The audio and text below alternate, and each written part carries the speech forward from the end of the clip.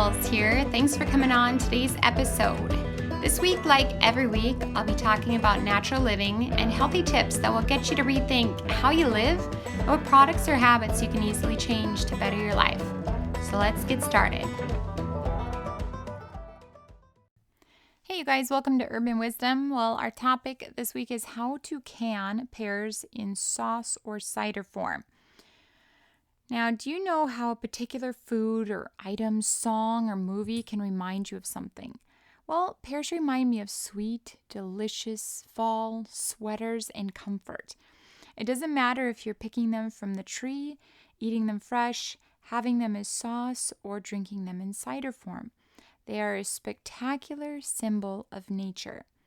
For this reason, I'm going to teach you how you can enjoy them this season. Although we will be making a sauce or cider, you can take a bite while filling your baskets and enjoy the rawness of several juicy pears. The canning instructions are simple and in general can be used to can multiple fruits like grapes or tomatoes. Here we go, canning pear sauce or cider.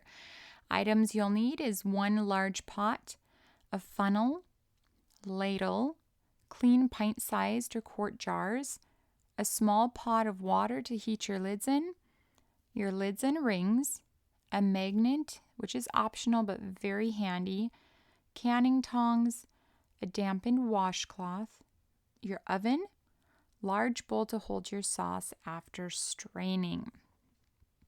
Now the ingredients. For this particular recipe, I used around 3 gallons of pears, a tablespoon of allspice, 1 teaspoon of ginger, 1 tablespoon ground nutmeg, 1 tablespoon cinnamon, 1 tablespoon ground cloves, and water. Now let's get right into the directions. Well, directions: pick and wash your pears. Then cut them in half and destem them. Place them in your large pot on the stove and add just enough water so they won't burn. With the burner turned to medium heat, you are starting the process of cooking them down. Place a lid on the pot or leave it off. You want to stir often. You can also use a crock pot to cook the pears down.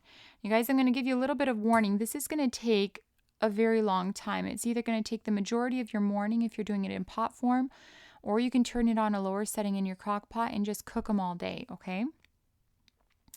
Now, once the pears fall apart easily, like you could just see they're starting to turn to mush, you will strain them. This can be done using a cone strainer, which I use. And if you go to heatherearls.com/ it's either under canning pears or just pears, you're going to see this cone strainer I use where it's in a cone shaped and it has like a wooden roller you roll around the inside, which presses out the pulp, because that's the whole point, okay? You want to separate the seed and skin from the pulp and the juice of the pear.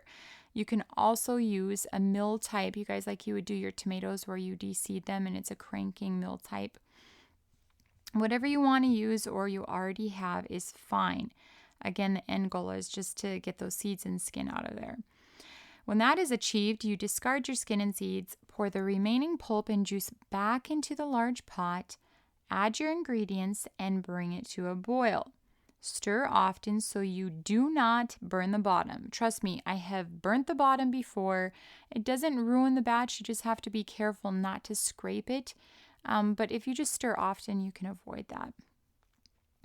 Now, a special note, if you are wanting to make cider, you want to add enough water to thin out your sauce, because now it's going to be kind of thick.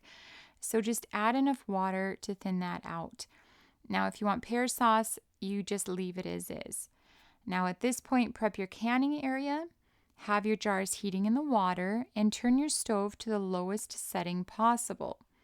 Boil water in your small pot, turn it off, and then place your lids in the water. Now, once your pear cider or sauce has come to a boil, you want to simmer it for 10 minutes. You are now ready to can. You're going to ladle hot pear cider or sauce into your hot jars until a 1/4 inch headspace remains. Be sure to replace the hot jar with a cool one in the heated water. Once a jar is filled, use your canning tongs and place it on your prepped area. Now wipe the rim off with your clean, damp washcloth.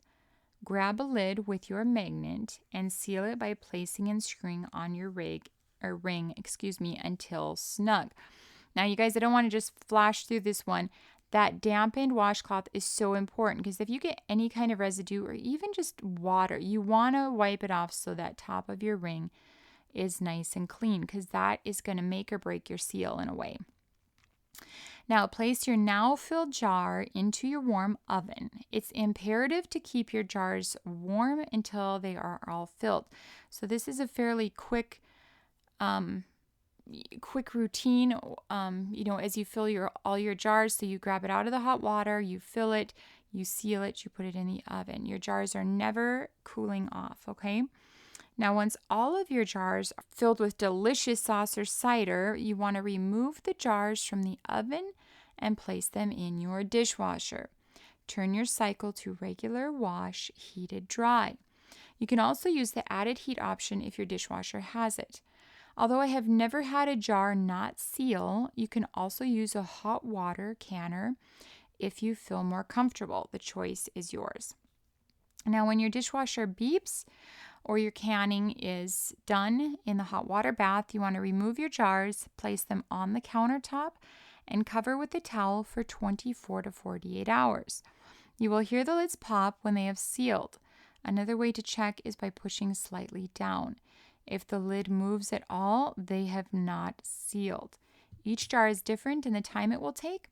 After 24 to 48 hours are up, check your lids. When you push down and there is no movement, you have a successful seal.